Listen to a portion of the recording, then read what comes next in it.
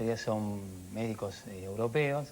Y eso estamos en contacto con ella viene el 10 y 11 aquí al país a hacer una charla pública en el Instituto de San Martín, con la cual vamos a evaluar y ver la posibilidad de que el barco arribe al país. Una preguntita antes de meternos en la polémica. Gracias, Enrique, por venir.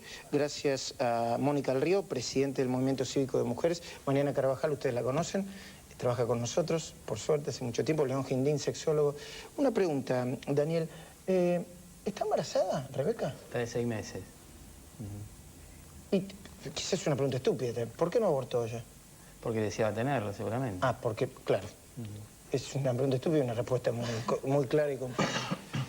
¿Cuál es su mirada? Bueno, la mirada mía es, sin entrar a debatirlo desde el punto de vista religioso ni moral, la mirada que tenemos que tener los argentinos a partir de que hay tratados internacionales como el Pacto San José de Costa Rica, como la Declaración Universal de los Derechos del Niño, artículos 53 y 61 del Código Civil. ¿Y qué dicen? Artículo 85 y 88 del Código Penal, que evidentemente para nosotros la concepción comienza en el seno materno, a partir de ese momento hay vida, hay una persona, en consecuencia todo acto que tenga por finalidad terminar con la vida de esa persona es lisa y llanamente un homicidio. Los romanos lo llamaban in utero sunt, en el útero ya existen. Tan es así que esa persona, por nacer, es sujeto de derechos, puede adquirir derechos y contraer obligaciones. En ese sentido, entonces, nos hemos opuesto también a los abortos en caso de anencefalia. ¿También a los abortos en caso de anencefalia? En realidad son 15 en la Ciudad de Buenos Aires. Y porque tenemos pruebas, y así me lo hizo saber en su momento Alicia Oliveira, la defensora general, el ombudsman de la Ciudad de Buenos Aires, que me dijo, mira, son 15 casos promedio que hay por año, y que se pueden solucionar perfectamente con el suministro adecuado del ácido fólico. Y supongo también, Jorge, que se deben oponer a los abortos, incluso que sean producto de una violación y de un abuso. Yo lo que digo es acá, no quiero caer con algún golpe bajo, pero la Madre Teresa de Calcuta decía que un horror no se borra con un crimen. Evidentemente, cuando uno piensa que en ese seno materno hay una vida por nacer, la mujer puede disponer de su cuerpo, pero no puede disponer de esa persona, porque esa persona además es absolutamente indefensa. En consecuencia, yo creo que cuando se trata de los casos que yo entiendo que son susceptibles de apreciación judicial y por supuesto donde nuestro Código Penal permite despenalizar el aborto, es justamente cuando está en peligro la salud de la madre. Ahora, ¿sabe usted, Enrique, que en los últimos estudios de opinión que se han hecho a lo largo de varios años, hay más de un 70% de la opinión pública a favor de la despenalización del aborto en los casos de violación? ¿Usted alguna vez se puso a pensar lo que puede sentir una mujer que sufrió la vejación terrible que significa una violación y tener que continuar con ese embarazo producto de esa relación forzada? Yo me lo he puesto a pensar del mismo modo en que me lo he puesto a pensar cuando se trató el tema de la anencefalia. Y también me pongo a pensar... Pero usted, fíjese, la anencefalia es un embarazo que se sabe que no va a llegar, que cuando van a nacer ese bebé van a ser muerto, va a morir a los pocos minutos, pero si tiene suerte. ¿Usted sabe lo que significa para una mujer? ¿Alguna vez lo pensó llevar esa criatura que va a morir? ¿Usted piensa que cuando yo legislo soy tonto, que no voy a pensar lo que pero estoy diciendo? Pero me parece que usted no se pone en el lugar de la mujer que sufre ese tipo de violencias. ¿Deja terminar de hablar? Sí, claro. Me pongo en el lugar de la mujer que sufre ese tipo de violencias y también hay algunos casos, como el caso Tanus, un caso bastante célebre en la Corte Suprema de Justicia de la Nación, casos de mujeres que han ido a pedir la autorización para interrumpir un embarazo por fetos no viables. Esto, atención, que nos puede trasladar al aborto eugenésico, a lo que las leyes de la Alemania nazi llamaban las vidas sin valor. Pero termina con la idea que no, y después fueron a pedir... que después hubo un arrepentimiento, porque esa mujer no pudo obturar el duelo, porque esa mujer sintió que su hijo, que es una persona única e irrepetible, la había asesinado. Pero y en el caso de la violación... a las mujeres que quieran tomar pero yo puedo elegir sobre mi vida, y aún así no podría elegir sobre mi vida porque la eutanasia no está permitida, pero León, no sobre la vida de un tercero. Un segundito, Enrique. León, ¿cuál es tu posición? Yo siento vergüenza en este debate. ¿Por qué? Porque en la República Argentina se hacen 400.000 abortos por año, poco más o poco menos. El ministro dijo 500.000, pero bueno. Pues no importa. Es una barbaridad. Uno más o uno menos, el número... Y se hacen. Entonces, la pregunta es un poco... ¿Estamos discutiendo, estamos a favor del aborto, en contra, o estamos discutiendo la penalización o despenalización? ¿Por qué? Porque si solamente discutimos la penalización, estamos castigando, la ley lo dice, el Código Penal que acaba de nombrar el diputado Enríquez, castiga a la mujer que se hace un aborto. Eso debería haber 350.000, 400.000 castigos por año. Claro. ¿Saben cuántos casos en la Cámara Civil, en la Cámara Penal de la capital federal por aborto hay? 3, 4, ¿no? 3, 4. Doctor, ¿le puedo hacer una pregunta? Yo Yo lo escuché con mucho respeto. No, igual lo respeto.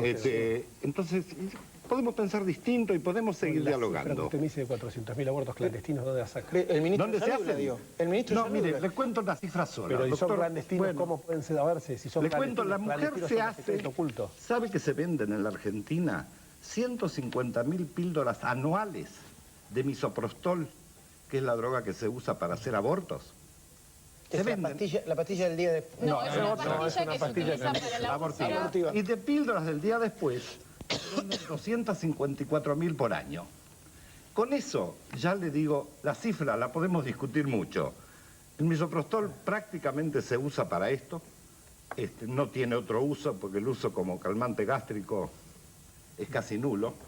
Entonces, estamos mintiendo. Estamos mintiendo cuando decimos que esa cifra no es de 350.000 o 400.000. Pero yo que tengo una cifra del INDEC distinta. Sí, las cifras, doctor, que se hicieron, la investigación más seria que yo conozco sobre cifras de embarazo, de abortos, se hizo hace 10 años atrás. Y se hizo en los hospitales públicos, preguntando a las señoras que iban a parir cuántos abortos provocados habían tenido. De ahí salió la cifra famosa de un aborto cada 3.2 nacimientos. Si usted hace los cálculos y lo transforma eso en cifras en la Argentina, estamos en esa. Serán 300.000, mire, serán 100.000, serán 50.000, pues son muchos. ¿Usted sabe que el riesgo de morir una mujer en un aborto es 2,95 más serio que de morir en un parto? ¿Del aborto mal hecho? Sí. No, del aborto hecho. ¿Del aborto mal hecho? Sí.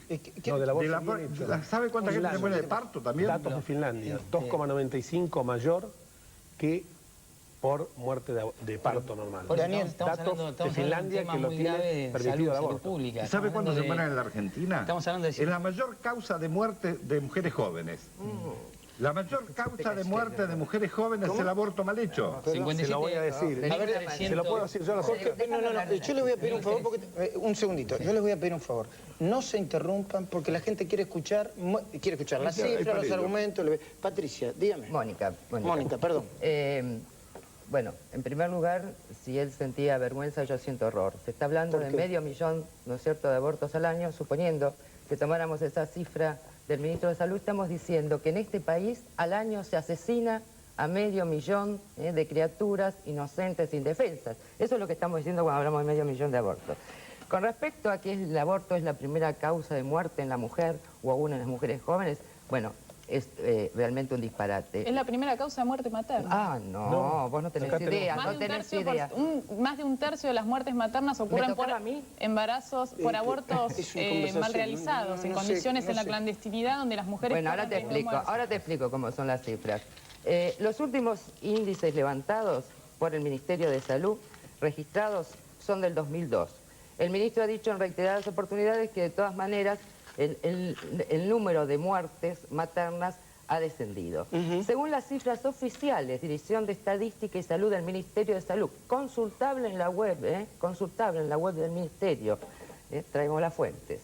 En el año 2002, por ejemplo, que murieron 11.703 chicos menores de un año. Imagínense, calcule que la mitad eran mujeres. Por ejemplo, para compararlo, murieron 100 mujeres por aborto. Y, perdón, es una barbaridad eso. Es una barbaridad, por supuesto. Cada muerte es de suya gravísima. Ahora, vuelvo a lo que te dije inicialmente. Me horroriza que se esté hablando de que se asesina a 500.000 de chicos tan ligeramente. Cuando nosotros hablamos de 100 muertes de madres en 500.000 abortos, estamos diciendo, de todas maneras, tengámoslo presente, que fallece una mamá cada 5.000 chicos que se asesinan. Ante un problema de 5.500 una muerte... miramos ¿Usted le llamaría asesinato a las decisiones que toman las mujeres en el medio de contextos traumáticos y no siempre manejables? ¿Usted le llamaría asesinato a todo eso? Yo un aborto lo llamo asesinato, sí. Me parece que todo esa situación de la mujer, por supuesto, necesita acompañamiento, necesita un Estado presente, necesita hogares para madres solteras, necesita empleo. La mujer necesita no llegar a esa situación desesperada. Apoyo, comprensión, contención. Necesita todo eso. ¿no? A mí me parece que lo que estamos hablando acá, que es una cifra sí, que otra cifra no, es un debate que se merece la sociedad, ¿no? Y eso es lo que se está impidiendo. Se está impidiendo porque nosotros estamos presentando proyectos de educación sexual, anticoncepción y aborto, o sea, en ese contexto, no aborto por aborto, sino que haya educación sexual, que se pueda hablar. Yo me pregunto, ¿por qué no permiten hablar esto? Nosotros presentamos un proyecto... No, nosotros hemos presentado... Lo estamos discutiendo, no somos diputados, lo estamos discutiendo en la legislatura. No, hay un proyecto de consulta vinculante que figuró en la Constitución, que lo presentó Luis Zamora en marzo del 2004, y también nosotros en la legislatura estamos planteando esto. Hicimos ronda por el aborto para tratar el tema de educación sexual. Consulta popular vinculante en la ciudad no hay, a nivel nacional. En la Nación. Nación Zamora, en la ciudad estamos hablando. Bueno, no somos diputados de la ciudad, venga. Pero yo estoy hablando que nosotros de la ciudad podemos plantear un problema que pasa en el país. Hubo audiencia pública, la señora fue. 2 mujeres mueren o más por día a causa de aborto mal hecho. No. Sí, estoy diciendo la yo te muestro mi fuente. Y lo que me preocupa, no, pero que sean 2 o media por día, bueno, como lo que plantean. Pero no me gusta que me pero del otro lado estamos hablando de miles, del otro lado estamos hablando de miles de seres indefensos que queremos matar. A lo que voy es lo siguiente. Cuando el valor axiológico el presidente Kirchner en materia de derechos humanos, el primero es la vida. Sí, pero el problema es la vida. El presidente Kirchner no desmintió al ministro de Salud. ¿No? O sea, no lo echó tampoco, no le pidió la renuncia tampoco. ¿Que usted cree que le tenía que haber pedido la renuncia? Sí, por lo general el presidente cuando no está de acuerdo, ¿no es cierto? Con la gente, no. El presidente cuando tiene algún funcionario en un tema que considera importante, no está de acuerdo con él, le pide la renuncia. Y en este caso no lo hizo. La responsabilidad del presidente Kirchner, si sabe de esto, no puede decir que esto tiene que la gente resolverlo a libertad de conciencia. Él tendría que decir, tengo que tomar las cosas por el toro por las astas. Si salía a plantear un debate, no puede desconocer. No, perdón. También puede decir que tiene que tener libertad de conciencia. Porque si no, libertad de conciencia está prohibido. Pero, bueno, si no hay un autoritarismo, entonces no se puede. ¿Sabes qué? Cerremos la cortina, no discutamos más nada. No discutamos más nada. Digo, no puede tener una posición contraria. Digo, a mí no me gusta ni el autoritarismo... Pero él es autoritario. Él es autoritario cuando dice que no se puede hablar, que no se puede discutir públicamente. Bueno, yo lo que creo es que hay un problema mayor acá, que hay una fuerte presión de la Iglesia con todo su poder que impide discutir incluso si es bueno o es mala la distribución de preservativos, que es otro tema, ¿no? Pero me parece que hay una cosa detrás de esto, que por eso no se puede discutir. León, perdón. El tema de la Iglesia no lo abordé, por eso me manejé desde el plano jurídico. Un segundito que ahí Yo no voy a manejarme en 2 planos. Uno, yo fui a esas reuniones de la legislatura, fui invitado, hablé sobre este tema. Y una de las cosas que recuerdo es, ¿por qué se oponen mucha gente a que los chicos le hablen de sexo? Porque si saben, se lo opone que los maestros le hablen de sexo. Discúlpeme, los contenidos. Quieren que los padres le hablen y no sean los docentes. Los contenidos compatibilizados con los padres, escuela y familia. Discúlpeme. Hace 40 años en el Colegio Nacional de Buenos Aires. Colegio yo también estatal, fui a Buenos Aires. Yo soy exalumno de Buenos Aires. Colegio estatal y laico. Sí. Usted recordará que teníamos educación sexual en biología, con el libro de Claude Billy, nos enseñaban cómo funcionaba el aparato reproductor masculino y femenino. Y en higiene nos enseñaba la prevención de las enfermedades venéreas. Mire, doctor, permítame 2 segundos. ¿Qué eso no es educación sexual? No, educación sexual, ¿qué es el contenido, el género, la perspectiva de género? ¿Me permite que se hablar de la construcción cultural relativista? ¿Le puedo decir qué es educación sexual? Hacer que nuestros chicos sepan de sexo para cuando venga un violador se puedan defender como la chica que le mordió la lengua al violador, porque sabía defenderse. Porque de alguna manera hablar de sexo es hablar de todas esas cosas para que no sucedan violaciones, que no sucedan abusos, que no sucedan embarazos adolescentes. El silencio es el más generador de abortos. Nadie defiende el silencio es el que pretende. Nosotros estamos de ninguna manera. Perdón, el silencio... Las escuelas católicas hace 50 años que dan educación sexual. ¿Le puedo plantear un caso? ¿Le puedo plantear? Al lado de un colegio católico. Un segundito. ¿Le puedo plantear cientos de casos reales? Catamarca, Santiago del Estero, Tucumán. Me lo dijeron a mí Chiche Duhalde cuando estaba en Acción Social y la ministra Alicia Kirchner.